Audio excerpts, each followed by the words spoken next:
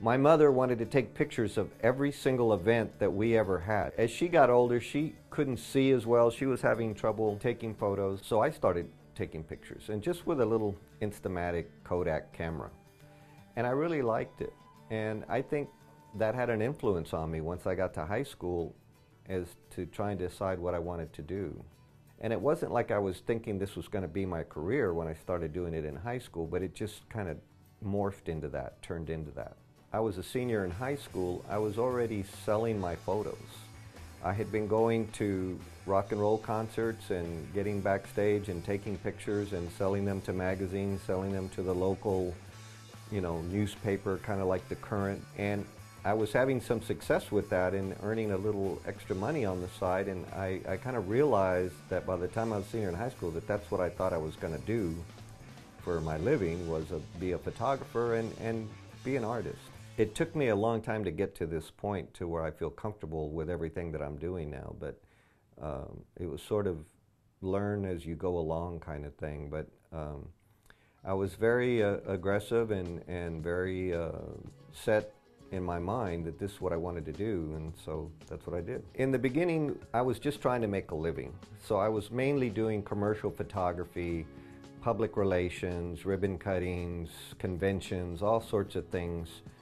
But on my free time, I was always going out and shooting pictures for myself, documenting the Latino culture, taking pictures at charreadas, taking pictures at Conjunto Festival, taking pictures at all kinds of cultural events that San Antonio is known for. Slowly but surely, I developed all those things into series of photographs that I could exhibit. And so starting in the mid-'80s on till now, I've exhibited my artwork in different museums and in different galleries, not just here in San Antonio, but in other places as well. Over the years, I've developed a lot of different series that have been popular and that have sold well. I've had a flower series, I've had a charreada series that was made into a book. But in the process, I kind of developed a series of photos of people, and mostly people here in San Antonio that I consider that have contributed to the culture of San Antonio. I've documented a lot of people. So the current thing that I'm doing right now, the thing that I'm most drawn to for my artwork, is called a series that I call Retratos. And every couple of weeks or so, I pick a subject and I call them up and I arrange to go take a photograph of them. And we also record them, ask them a question and get a quote.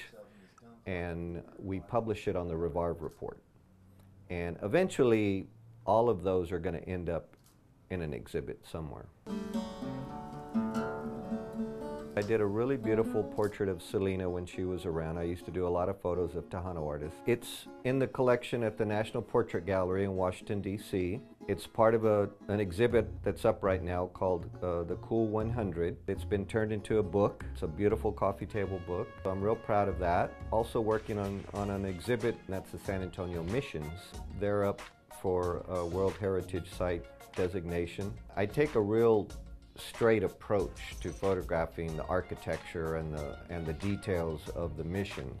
I'm trying to cover them in kind of a comprehensive way to where I show you what they look like on the outside, what they look like on the inside, but also bring out details that you might not pick up on if you're there immediately. I'm always challenged when I go out to photograph my subjects to get something that just has something in it that just makes it stand out a little bit more than the average photograph.